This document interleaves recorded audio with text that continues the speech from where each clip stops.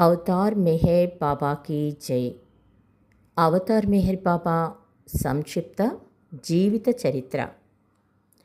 ఎవరి గతం స్మరించబడి ఆరాధింపబడుచున్నదో, ఎవరి వర్తమానం గుర్తించబడక మరిచిపోబడుచున్నదో, ఎవరి భవిష్యత్ ఆగమనం ఎంతో కాలం ఆసక్తితో తపనతో వేచి చూడబడుచుండునో అట్టి సనాతనుడును నేను అన్నారు అవతార్ మెహర్ బాబా. సనాతన పరమాత్ముని అవతరణ.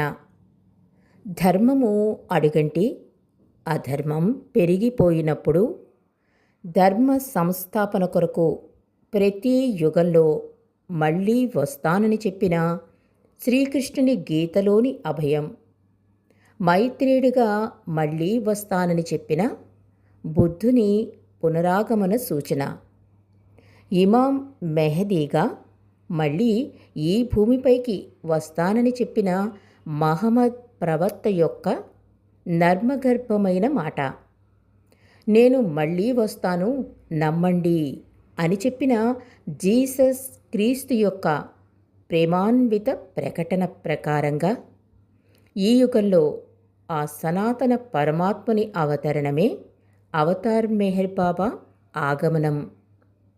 రాముడిగా వచ్చాను, కృష్ణుడిగా వచ్చాను, అది ఇది అననేమి అన్ని రూపాల్లో వచ్చి నేడు మెహర్ బాబాగా వచ్చాను అని మెహర్ బాబాయే స్వయంగా ప్రకటించారు.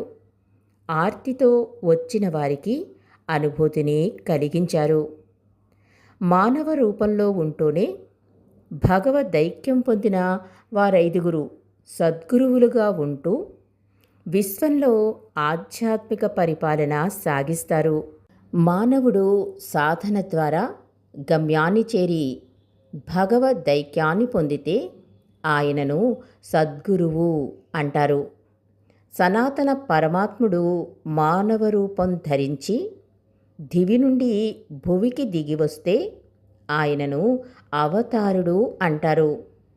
యుగానికొకసారి ధర్మం సన్నగిల్లి అధర్మం మితిమీరినప్పుడు అవతారుని ఆగమనానికి సద్గురువులు రంగం సిద్ధం చేస్తారు. ఆ సనాతన పరమాత్ముని ఈ భూమిపైకి అవతరించి రావలసిందిగా ఆహ్వానిస్తారు సద్గురువులు. మరిన్ని విశేషాలను రేపు తెలుసుకుందాం. అవతార్ మెహర్ బాబాకి జై.